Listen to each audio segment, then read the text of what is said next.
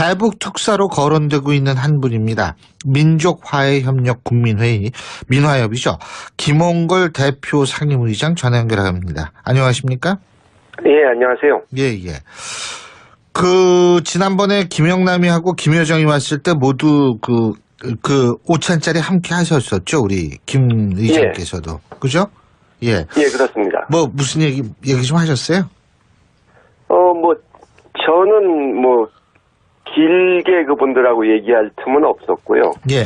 네, 테이블이 달라서. 그냥 인사 좀 나누고. 예. 예, 김영남 위원장한테는 이제 연세가 많으신데도 건강해서 서울에서 다시 만날 수 있어서 참 좋다.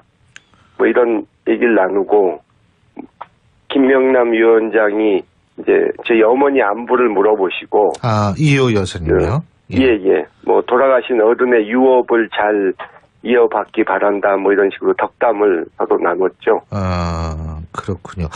예전에 우리 김홍걸 의장께서 김정은이도 한번 만나본 적이 있으십니까?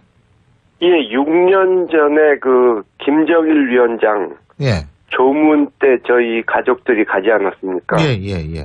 그때 이제 조문한 직후에 잠시 인사를 나눈 적이 있죠. 그렇군요. 지금 여러 가지 이유에서 지금 우리 김홍걸 상임의장을 대북 특사로 지금 거론이 꾸준히 되고 있지 않습니까? 만일 얘기가 나오면 역할을 맡으실 의향이 있으십니까? 글쎄요. 이번에 워낙 그쪽에서 예상 외로 이렇게 명목상의 국가 수반하고 또 김정은 위원장의 분신이라고 할 수 있는 여동생 이렇게 상당히 윗급을 보냈기 때문에 우리도 어쩔 수 없이 격은 맞춰야 되니까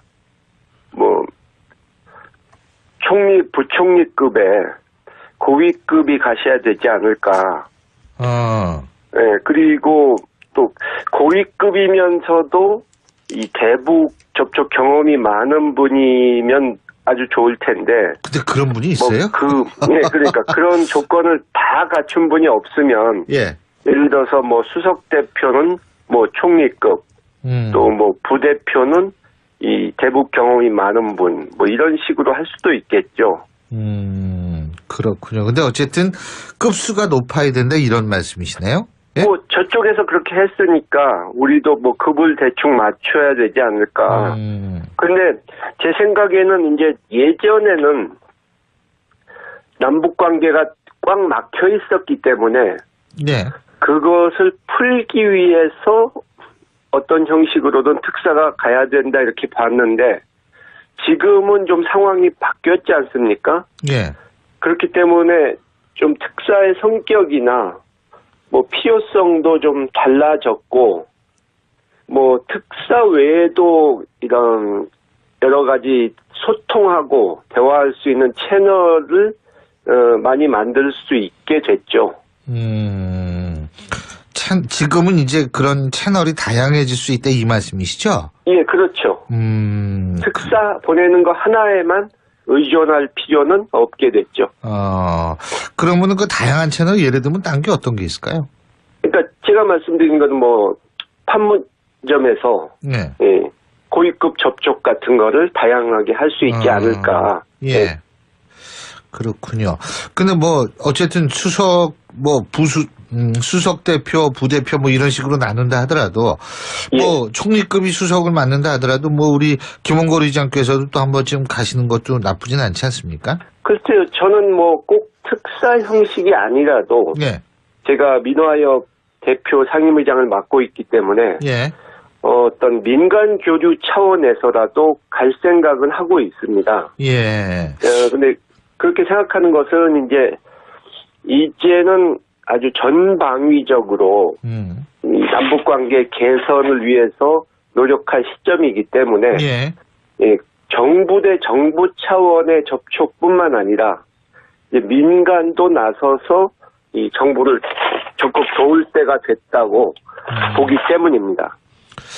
지금 이 특사라는 것이 결국 남북 정상회담으로 이어지는 하나의 징검다리가 될 수 있다고 보세요? 예, 뭐 그렇게 될 수도 있겠죠. 될 수도 있다라는 건 안 될 수도 있다는 얘기네요. 그죠? 뭐 제가 말씀드린 것은 대통령께서도 예. 여건을 만들어 가자 예. 이렇게 말씀을 하셨는데 예. 이제 18년 전에 6.15 정상회담을 할 때도 예. 사실 사전에 이런 의제 논의가 되질 않았기 때문에 이 갔다가 빈손으로 돌아오면 어떡하나 하는 좀 염려가 있었지만 그때는 이 남북 관계, 북미 관계가 지금처럼 어려운 상황이 아니었기 때문에 예. 과감하게 예. 이 가실 수가 있었는데 아하. 지금은 여러 가지 민감한 부분이 많지 않습니까?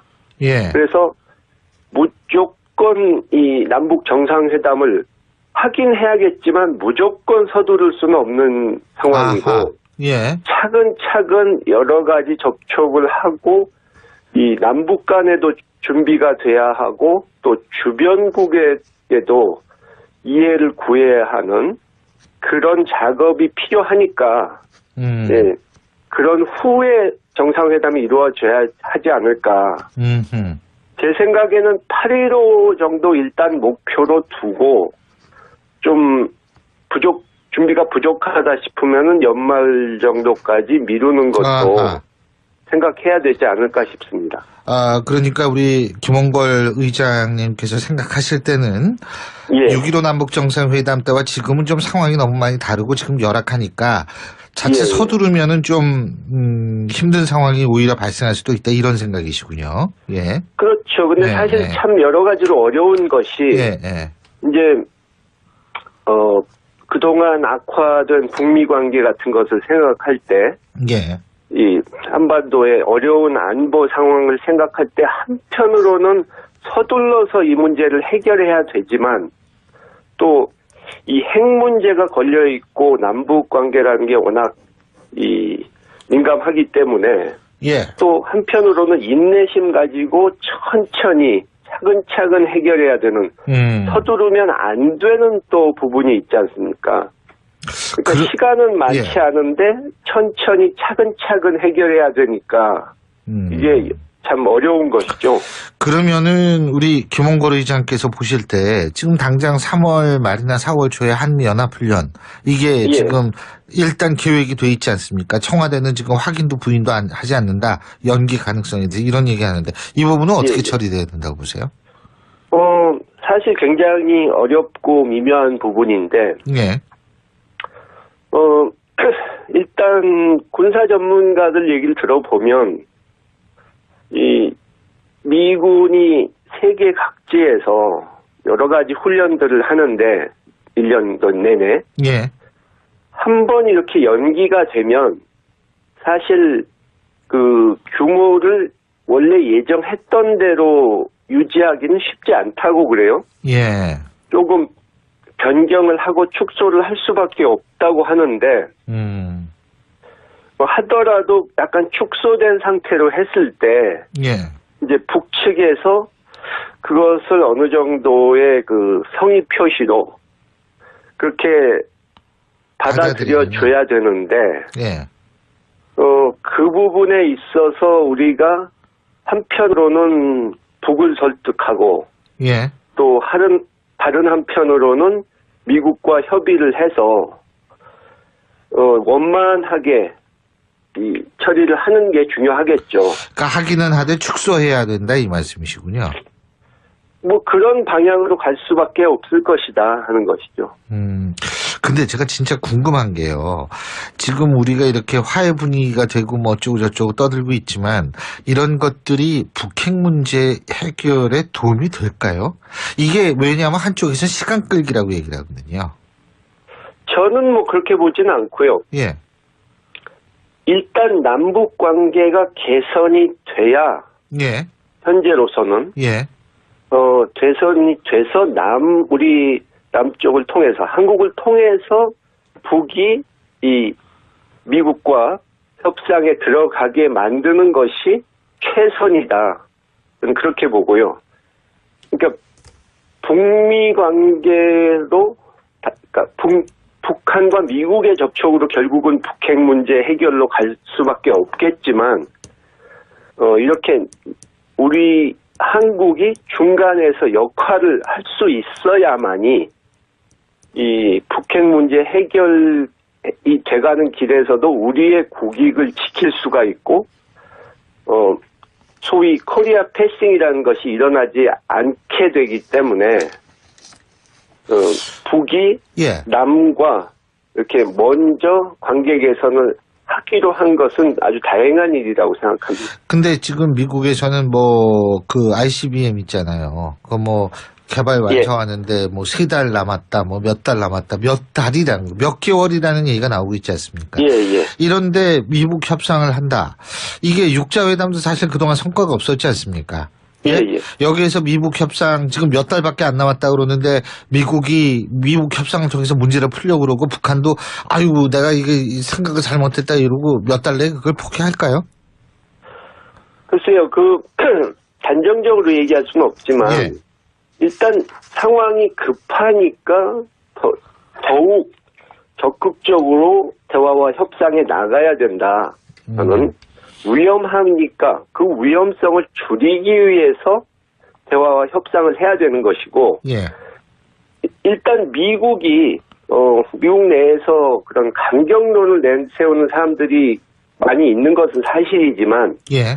그 사람들도 현실적으로 가능한 옵션, 그러니까 전쟁 예. 위험성을 배제한 그런 현실적으로 가능한 옵션을 내놓질 못하고 있거든요. 해결책을. 예. 그렇기 때문에 이번에 펜스 부통령도 와서 사실 북핵 해결에는 별 도움이 되지 못할 과거에 부시 대통령이 쓰다 버린 낡은 예. 탈북자 카드 이런 거나 내세웠지. 트럼프 대통령도 동북아 순방 때 전혀 북핵 예. 문제의 평화적인 해결책을 내놓지 못하지 않았습니까? 예. 그러니까 결국 군사적 옵션은 내놓으면 전쟁 위험성이 있는 것이고 예. 계속 북을 고립시키고 제재한다고 알겠습니다. 해서 북이 쉽게 항복할 것도 아니고 예. 또 그건 그것대로 위험성을 내포하고 있으니까. 예. 예. 그러니까 결국 예. 평화적인 그러니까 대화밖에 대화와 방법이 협상 외에는 없다는 방법이 거죠. 없다는 거죠. 알겠습니다. 예, 오늘 말씀 여기까지 듣겠습니다. 고맙습니다. 예, 수고하셨습니다. 대북 특사로 거론되고 있는 한 분입니다. 민족화해협력 국민회의 민화협이죠. 김홍걸 대표 상임의장 전화 연결합니다. 안녕하십니까? 예, 안녕하세요. 예. 지난번에 김영남이하고 김여정이 왔을 때 모두 그 5천짜리 함께 하셨었죠, 우리 김 의장께서도. 그죠? 예. 예, 그렇습니다. 무슨 얘기 좀 하셨어요? 저는 길게 그분들하고 얘기할 틈은 없었고요. 예.